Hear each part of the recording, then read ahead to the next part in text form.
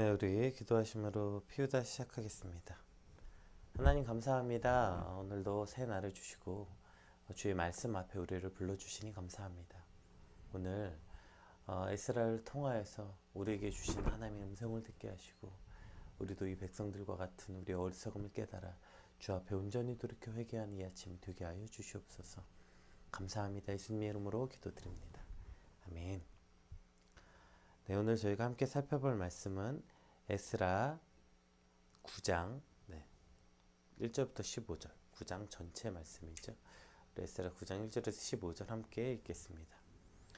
이 일 후에 방백들이 내게 나와 이르되 이스라엘 백성과 제사장들과 레위 사람들이 이 땅 백성들에게서 떠나지 아니하고 가나안 사람들과 헷 사람과 브리스 사람들과 여부스 사람들과 암몬 사람들과 모압 사람들과 애굽 사람들과 아모리 사람들의 가증한 일을 행하여 그들의 딸을 맞이하여 아내와 며느리로 삼아 거룩한 자손이 그 지방 사람들과 서로 섞이게 하는데 방백들과 고관들이 이 죄에 더욱 으뜸이 되었다는지라. 내가 이 일을 듣고 속옷과 겉옷을 찢고 머리털과 수염을 뜯으며 기가 막혀 앉아있으니 이에 이스라엘의 하나님의 말씀으로 말미암아 떠는 자가 사로잡혔던 이 사람들의 죄 때문에 다 내게로 모여오더라. 내가 저녁 제사 드릴 때까지 기가 막혀 앉아있더니 저녁 제사를 드릴 때에 내가 근심 중에 일어나서 속옷과 겉옷을 찢은 채 무릎을 꿇고 나의 하나님 여호와를 향하여 손을 들고 말하기를 나의 하나님이여 내가 부끄럽고 낯이 뜨거워서 감히 나의 하나님을 향하여 얼굴을 들지 못하오니 이는 우리 죄악이 많아 정수리에 넘치고 우리 허물이 커서 하늘에 미침이니이다.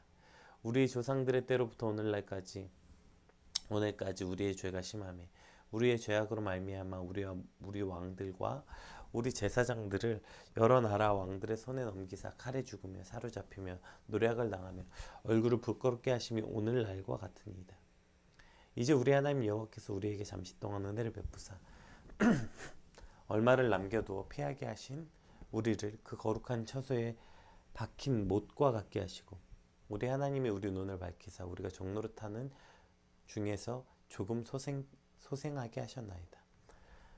우리가 비록 노예가 되었사오나 우리 하나님이 우리를 그 종살이하는 중에 버려두지 아니하시고 바서 왕들 앞에서 우리가 불쌍히 여김을 입고 소생하여 우리 하나님의 성전을 세우게 하시며 그 무너진 것을 수리하게 하시며 유다와 예루살렘에서 우리에게 울타리를 주셨나이다. 우리 하나님이여 이렇게 하신 후에도 우리가 주의 계명을 저버렸사오니 이제 무슨 말씀을 하오리까? 전에 주께서 주의 종 선지자들에게 명령하여 이르시되 너희가 가서 얻으려 하는 땅은 더러운 땅이니 이는 이방 백성들의 더럽고 가증한 일을 행하여 이 끝에서 저 끝까지 그 더러움으로 채웠습니다. 그런즉 너희 여자들을 그들의 아들들에게 주지 말고 그들의 딸들을 너희 아들들을 위하여 데려오지 말며 그들을 위하여 평화와 행복을 영원히 구하지 말라. 그리하면 너희가 왕성하여 그 땅의 아름다운 것을 먹으며 그 땅을 자손에게 물려줘 영원한 유산으로 물려주게 되리라 하셨나이다.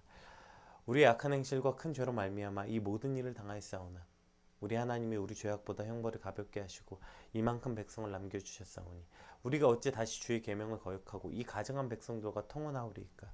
그리하면 주께서 어찌 우리를 멸하시고 남아 피할 자가 없도록 진노하시지 아니하시리이까? 이스라엘의 하나님 여호와여 주는 의로우시니 우리가 남아 피한 것이 오늘날과 같사옵거늘 도리어 주께 범죄하였사오니 이로 말미암아 주 앞에 한 사람도 감히 서지 못하겠나이다 하니라. 아멘.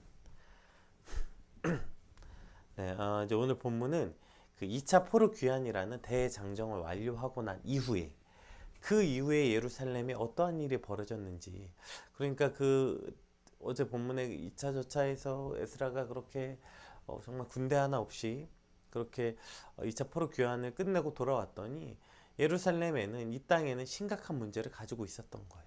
그게 1절에서 4절 말씀이죠. 한번 읽어볼까요?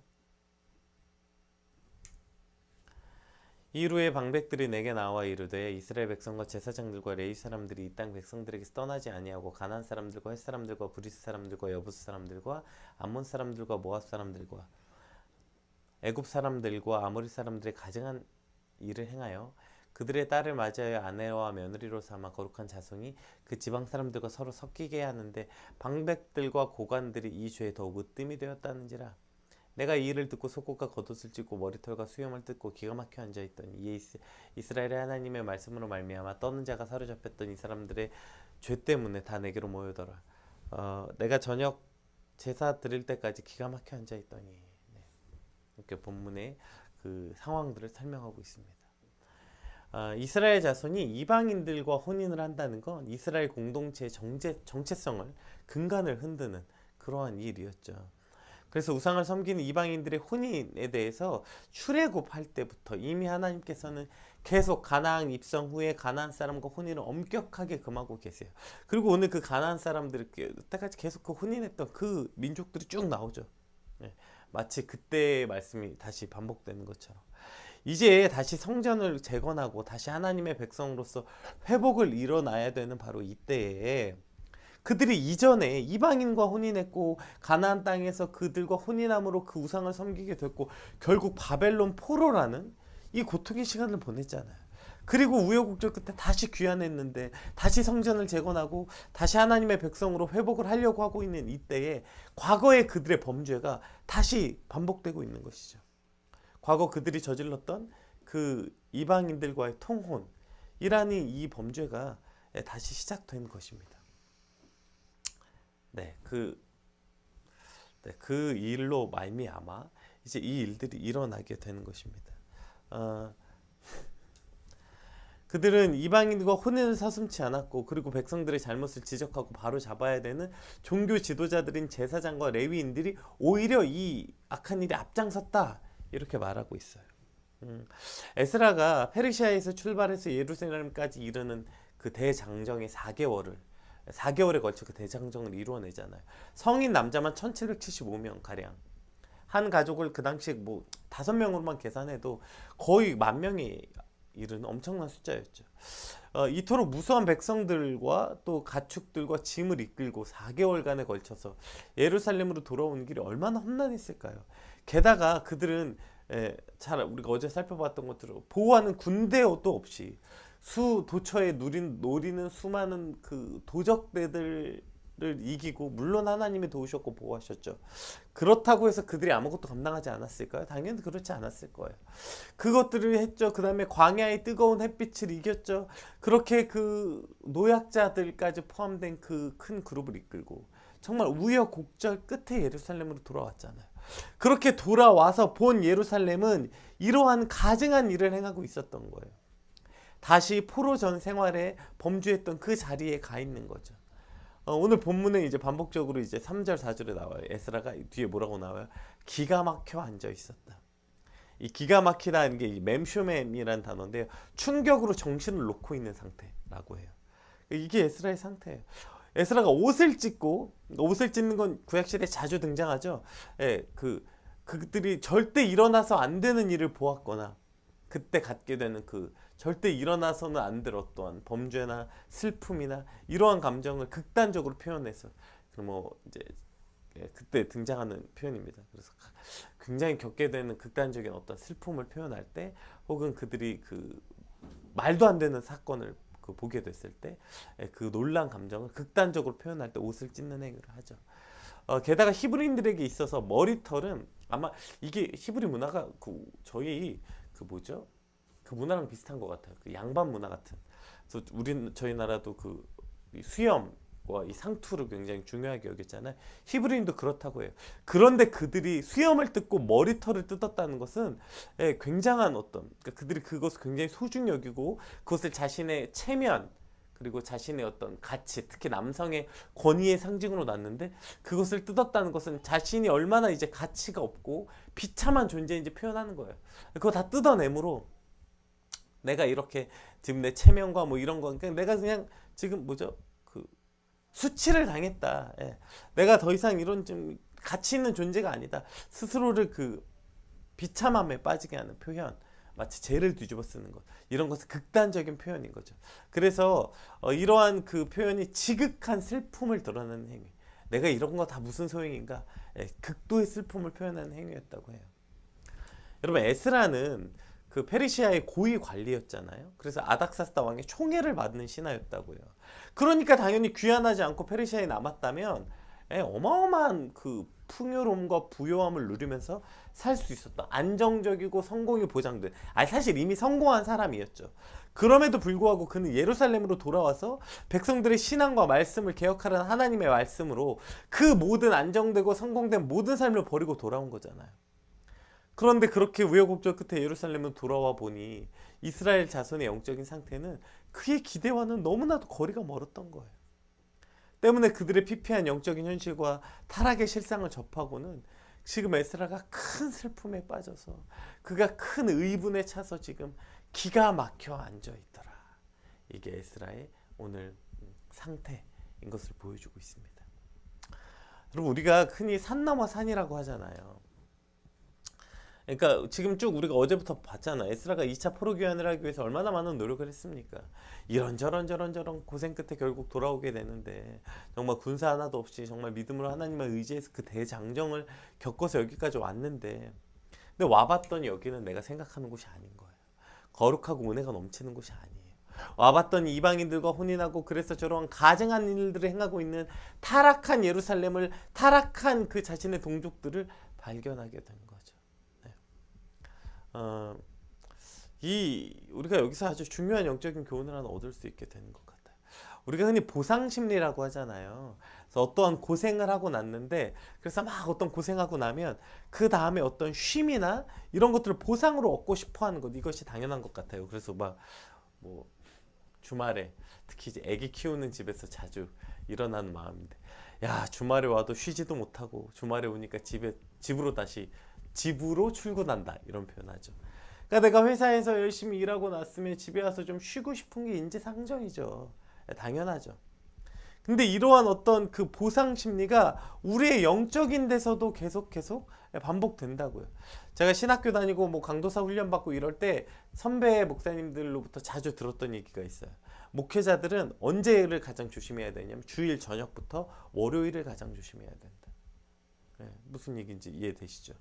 주일을 위해서 막 달려오잖아요. 주일 설교 열심히 준비하죠. 주일날 여러 행사해야 되죠. 주일날 예배 준비하고 뭐 대소사도 처리해야 되고 해야 될 일이 얼마나 많습니까? 그러니까 이제 많은 사역자들은 주일을 위해서 막 길을 쓰고 달려와요. 그렇게 예배가 다 끝나고 모든 일을 마치고 집에 돌아오면 바로 무슨 생각이 들어요? 보상심리. 야, 이제 끝났다. 이제 끝났다라고 여기는 그 순간에 뭐가 생겨요? 네, 이제 끝났다라고 생각하는, 이제 나 고생 끝났다, 이제 고생했다, 그렇게 스스로 주는 안도감과 보상심리일 때 무슨 일이 생겨요? 바로 그때 죄에 빠지기 쉽다는 거예요. 바로 그때 죄의 유혹이, 바로 그때 죄로부터 우리가 벗어나기가 어렵다는 것이죠. 그래서 마치 우리가 이중 트랙 같은 것 같아요. 사탄이 우리 인생에서, 물론 하나님이 허용하셨고 하나님은 그 일을 통해서 하나님의 일을 이루실 겁니다. 그런데 사단이 그것을 당연히, 사단은 사단 나름대로 이용하려고 길을 쓰겠죠. 그래서 우리에게 이 땅을 살면서 수많은 고난과 고통을, 시험을 줍니다. 템테이션. 네. 하나님은 테스트, 사탄은 템테이션. 자, 그 수많은 시험을 주는데 그 시험을 우리가 오케이 견뎠어, 이겼어, 뿌듯해할 때 마치 사탄이, 야, 그건 그냥 페이크야. 내 진짜 목적은 뭔 줄 알아? 너 그 고난 살짝 주는 거야. 마치 백신처럼. 너 그거 이겼다고 네가 의기양양하는 바로 그때의 진짜 사탄의 진짜 본래 템테이션이 시작되는 거죠. 야, 내가 그래도 고난을 이겼다. 야, 내가 고생했다. 잘했다. 너 잘 견뎠다. 하는 그 순간 템테이션이 시작된다. 진짜 위기, 진짜 문제는 거기서 시작된다. 오늘 이스라엘이 빠진 문제가 이거 아닙니까? 그들이 1차 포로 귀환하고, 물론 스룹바벨과 예수아가 죽었죠. 그래서 아마 그들의 영적인 지도자가 죽음으로써 그것이 믿음이 그 후대까지 전해지지 않는, 그래서 그들의 타락함으로 많은 분들이 이걸 해석합니다. 그들이 죽고 이제 그 1차 포로 귀환이 벌써 70년이나 흘렀고 그 사이에 그들이 또 점점 타락한 상황이었죠. 그런데 왜 타락했는지, 그게 단순히 스룹바벨과 여호수아가 죽어서일까요? 아니요. 그 안에 이런 거 있는 거 아니에요. 야, 드디어 돌아왔다. 드디어 우여곡절 끝에 우리가 성전 재건을 했다. 자, 우리가 그 성전 재건하면서도 얼마나 많은 일이 있어서 사이에 16년 동안 또 성전 재건이 멈추기도 했고, 자, 그 모든 일이 끝나고 나서 이제 끝났다라고 생각하는 그 순간에, 그때야말로 진짜 위기가 온 거 아니에요? 그때야말로 진짜 사단의 계략이 시작된 거 아닙니까? 그래도 고난의 순간에는요, 여러분, 하나님을 붙잡아요. 하나님을 매달려요. 물론 그게 원망일 수도 있겠죠. 어쨌든 그래도 하나님 안에서 원망하려고 하고 어떻게든 하나님 안에서 해결을 보려고 합니다. 우리 안에 어떤 문제가 생기고 우리 안에 어떤 고난이 생기고 우리 안에 어떤 핍박이 생겼을 때 우리는 그걸 붙잡고 하나님께 간구합니다. 하나님 도와주세요. 하나님 도와주세요. 하나님 어떡하죠? 하나님 어떡하죠? 그래서 그 일이 해결돼요. 그럼 바로 우리 안에 어떤 마음이 생기냐면 끝났다. 야, 이제 끝났다. 이 마음이 들면 그때부터 비로소 진짜 사탄의 계략, 그때 진짜 템테이션이 시작된다는 거예요. 그렇게 끝났다고 생각하고 적당한 타협과 휴식을 휴식으로 포장한 그 어떤 방종함, 죄로 향하는 우리의 죄의 경향성이 여지없이 여과 없이 드러나게 되는 순간 결국 우리는 고난을 이겼지만 죄에 넘어져 죽게 되는 것입니다. 고난을 이겼다고 착각하는 순간 죄로 인해 진짜 죽음을 맞이하게 되는 것입니다. 여러분, 고통과 고난 가운데는 죽지 않아요. 오히려 그땐 살려고 발버둥칩니다. 언제 죽어요? 야, 끝났다라고 안도하는 순간 찾아오는 그 안도감, 보상심리, 거기서 우리의 진짜 죄가 시작되고 오늘 이스라엘의 위기가 거기서 시작되었다는 사실 우리는 반드시 기억해야 됩니다. 오늘 2절에 보면 이러한 표현이 있어요. 그들의 딸을 맞이하여, 이런 표현이 있거든요. 그러니까 여기서 이제 그 개역성경 원문에는 자신들을 위하여라는 라햄이라는 뜻이나 자신들의 아들들 위하여라는 그 웰리브햄이라는 이 단어를 표현되지 않았어요. 그러니까 여기서 그냥 그들을 위하여라고 되어 있지만 이 원어를 살펴보면 뭐라고 표현되어 있냐면 자신들의 아들들을 위하여, 자신들을 위하여라는 단어가 이제 원문에 살펴져 있어요. 그러니까 결국 이들을 왜 그렇게 했는지 표현하고 있는 거지. 2절에 그들의 딸을 맞이하여라고 표현된 이 앞에 자신들을 위하여라는 그 문장이 표현되어 있는 그게 생략되어 있어요. 원어에는 이게 있어요. 그러니까 여기서 왜 이런 일이 일어났는지 알게 되는 거예요. 결국 그들이 왜 그들과 통혼하였습니까? 자신들을 위하여 그렇게 했다는 거예요. 자신들의 어떤 이득과, 생각해보세요. 거기 갔더니 이거 잘 아는 거 아닙니까? 그 민족들과 어떻게 함께 사는 법. 예. 그들과 싸워야 되고 밀어내야 되고 이게 너무 피곤하고 힘들잖아요. 가나안 땅에서도 그것 때문에 결국 타협하고 통혼하기 시작한 거 아닙니까? 솔로몬도 그래서 그 100명이 넘는 100명이었나요? 몇 명이었죠? 1000명이었나요? 어쨌든 이방 여인들을 맞이하는 거 아니에요. 왕비로. 그렇게 해서 이방 여인들을 맞이해서 그가 전쟁 없이 외교 정책으로서 결혼을 한 거죠. 정략적으로. 다 결국에 자신들을 위하여 그 일들을 행하게 된 것이라. 여기서 아주 중요한, 우리가 죄에 빠지는 이 사단이 주는 중요한 그 전략을 하나 알 수 있게 되는 것이죠. 왜 우리가, 여러분, 보상심리에 빠질까요?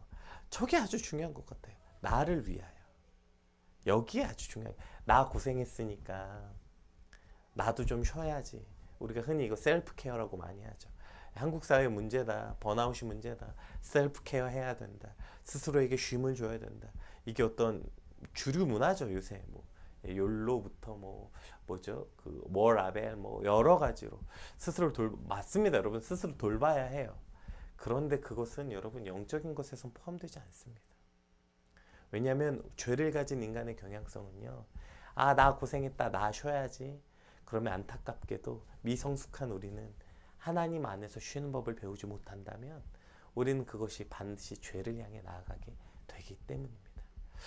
그것이 하나님 안에서 쉰다는 것에 대한 어떤 훈련과 그것을 우리가 하나님 안에서 쉼을 누리는 평안함을 우리가 발견하지 못한다면 그저 나의 쉼은 죄를 향하게 되는 경향성으로 갈 수밖에 없게 되기 때문입니다. 결국 왜 이 보상심리가 일어납니까? 나를 위하여 살겠다는 거예요. 이 말을 뒤집어 봅시다. 그 모든 고난을 뭐라고 생각해요? 내가 겪었다고 생각하기 때문이죠. 내가 고난을 견뎠고 내가 고생했다. 내가 했다. 너 잘했다. 너 좀 쉬어야 된다. 너가 잘했으니까 너 쉬어야 돼. 그래서 어떻게? 나를 위하여 쉬기 시작하니까. 나를 위하여 뭔가 하기 시작하니까 그들이 결국 통혼을 허락하게 되었다. 오늘 본문에서는 그걸 말해요. 이 타락이 어디서부터 시작됐냐면 포로 귀환한 이들이 결국 자신들의 아들과 자신들을 위해서 무언가 하게 되는 이 순간 하나님을 위하여 살던 그들이, 하나님을 위하여 그것을 한다고 처음에 그렇게 기치를 세우고 나아갔던 그들이 결국에 그 모든 일이 끝나고 내가 했다, 내가 고생했다, 내가 수고했다. 물론 입술로는 뭐라고 말하는지 모르겠지만 그들 마음 가운데는 이게 있는 거죠. 거기서부터 이 타락이 시작되었다는 거. 여러분, 이것이 우리에게 너무나도 중요한 교훈을 주고 있는 것 같아요. 진짜 위기는 고난 중에 오는 게 아닙니다. 어느 정도 정리되고 어느 정도 그 일이 끝난 다음에 너 수고했다, 너 좀 쉬어라 라고 말하는 그 순간 그 일이 일어나게 돼요. 여러분, 여기 쉬는 일엔 하나님과 교제하는 일도 포함되는 겁니까? 뭐 쉬면 말씀도 안 보고 쉬면 기도도 안 하는 건가요? 쉴 때 그것도 하지 마. 그렇게 쉬면 우리에게 참 쉼이 옵니까? 그냥 우리가 오늘 본문을 통해서 깨달아야 되는 거예요. 그런 쉼은, 그런 셀프 케어는 우리를 죄로 빠지게 하는, 오히려 고난 후에 진짜 죽음을 맞게 하는 죄에 넘어지게 되는 일이 된다는 것입니다. 우리 안에 하나님, 그것이 나를 위한 것, 내가 있다는 착각을 버리고 그 모든 고난, 오늘 봤잖아요. 에스라도 마찬가지고요. 뭐 이스라엘 백성들이 뭐 했겠죠. 고생했지만 그 모든 일을 뒤에서 배후에 조정하시고 그 일을 행할 수 있도록 정말 말도 안 되게 그 수많은 페르시아에 벌써 몇 대 왕의 마음을 움직인 겁니까? 그 왕들의 마음을 움직여서 이러한 일들을 다 이루신 게 하나님이신데, 그들이 내가 했다, 내가 고생했다, 하나님이 하셨습니다, 하나님께 감사하면 하나님 안에서 쉬는 법을 누릴 수 있게 되었을 텐데, 그들이 그게 아니라 자신 스스로 나를 위해서 무언가 하게 될 때 이러한 죄악에 빠지게 되었다는 사실을 우리가 기억해야 될 것입니다. 자, 그런데 그나마 그래도 감사한 건 아직 그렇게 말할 때 저녁 제사 드릴 때 이스라엘 하나님의 말씀으로 떠는 자가 있었대요. 그래도 그 떠는 자가 이 사람들의 죄 때문에 에스라 앞에 나온 거예요. 그리고 그들에게 회개 운동이 일어납니다. 그리고 그들이 회개하기 시작해요. 제가 오늘 그래서 이거는 뒤에 말씀은 한번 이 세 번역으로 한번 같이 읽어보면 좋을 것 같아요. 한번 같이 읽어볼게요. 네. 우리 6절부터 한번 같이 읽어볼게요. 네. 기도를 드렸다. 하나님, 오늘 이것을 저와 여러분의 기도로 한번 기도문으로 읽어봅시다. 하나님, 너무나도 부끄럽고 낯이 뜨거워서 하나님 앞에 차마 얼굴을 들 수 없습니다. 우리가 지은 죄는 우리 스스로가 감당할 수 없을 만큼 불어났고 우리가 저지른 잘못은 하늘에까지 닿았습니다. 조상 때로부터 오늘에 이르기까지 우리가 저지른 잘못이 너무나도 큽니다. 우리가 지은 죄 때문에 우리뿐 아니라 우리의 왕들과 제사장들까지도 여러 나라의 왕들의 칼에 맞아 죽거나 사로잡혀가고 재산도 뺏기고 온갖 수모를 겪었습니다. 이런 일은 오늘에 와서도 마찬가지입니다. 그러나 우리 주 하나님은 비록 잠깐이기는 하지만 우리에게 자비를 베푸시어 우리 가운데 얼마쯤을 살아남게 하셨습니다. 또한 주님께서 거룩하게 여기시는 곳에 우리가 살아갈 든든한 터전을 마련하여 주셨습니다. 하나님께서는 우리 눈에 생기가 돌게 하시고 잠시나마 종살이에서 벗어나게 하여 주셨습니다. 우리가 종살이를 하였지만 하나님께서는 우리를 언제까지나 종살이하도록 내버려 두지 않으시고 오히려 페르시아의 왕들에게 사랑을 받게 하여 주시고 또 우리에게 용기를 주셔서 하나님의 성전을 다시 짓고 무너진 곳을 다시 쌓아 올리게 하시어 유다와 예루살렘에 우리가 이처럼 보호를 받으면서 살아갈 수 있게 하셨습니다. 우리 하나님 주께서 이렇게까지 하여 주셨는데 주님의 계명을 저버리니 우리가 무슨 말씀을 드릴 수 있겠습니까? 주님께서는 일찍이 주님의 종 예언자들을 시키셔서 우리가 들어가서 차지할 땅은 이방 백성들이 살면서 더럽힌 땅이라고 말씀하셨습니다. 거기에서 사는 자들이 역겨운 일을 하여 땅의 구석구석까지 더러워지지 않은 곳이 없다 하셨습니다. 우리의 딸들을 그들의 아들에게 시집 보내지도 말고 그들의 딸들을 며느리로 맞아들이지도 말라고 하셨습니다. 우리가 강해져서 그 땅에서 나는 좋은 것을 먹으며 그 땅을 우리 자손들에게 영원한 유산으로 물려주려면 그 땅에 있는 백성이 번영하거나 성공할 틈을 조금 더 주지 말아야 한다고 하셨습니다. 우리가 당한 일은 모두 우리가 지은 죄와 우리가 저지른 크나큰 잘못 때문입니다. 그렇지만 주 우리의 하나님, 우리가 지은 죄에 비하여 가벼운 벌을 내리셔서 우리 백성을 이만큼이나마 살아남게 하셨습니다.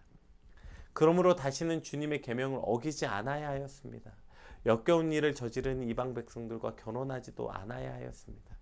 이제 주님께서 분노하셔서 한 명도 남기지 않고 없애버리신다 해도 드릴 말씀이 없습니다.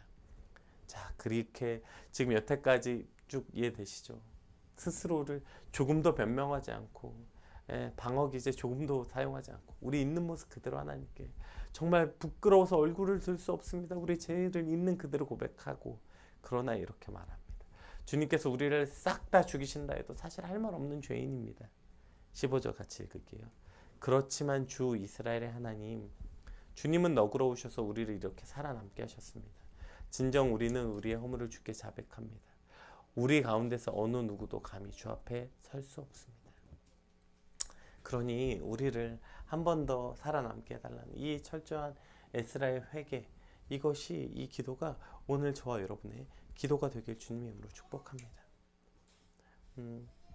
오늘 좀 본문이 길어서 이것을 아주 깊게 구절구절 살펴보지 못하였지만 지금 이것이 어떤 상황에서 이루어졌는지에 대한 우리의 전체 말씀으로 한번 같이 살펴보았습니다. 우리 같이 오늘 받은 말씀 놓고 함께 기도할 때에 하나님 진짜 위기가 언제 옵니까? 진짜 위기는 고난 후에 오히려 그때야말로 진짜 위기, 고난 후에 고난으로 죽지 않지만 고난 후에 오는 죄에 빠짐으로 죽게 되는 것. 주님 우리가 이것을 깨달아 알게 하고 그 죄는 결국 나를 위해 뭔가 할 때, 나를 위해 뭔가 할 때, 내가 뭘 했다고 착각해서 그로 인해서 나를 위해 뭔가 보상한다고 착각하려고 할 때 그곳에서부터 죄가 시작되는 것. 주님 깨달아 알게 하시면서 내가 아니라 하나님이 행하신 걸 기억하고 내가 아니라 하나님을 위해 사는 삶, 그렇게 살 때 우리는 고난에서부터 죄에서부터 우리가 살아남을 수 있게 될 줄 믿습니다. 이미 죄에 빠졌습니까? 오늘 에스라의 기도가 오늘 저와 여러분의 회개가 되길 주님으로 축복합니다. 우리 같이 받은 말씀 놓고 함께 기도하겠습니다. 기도합시다.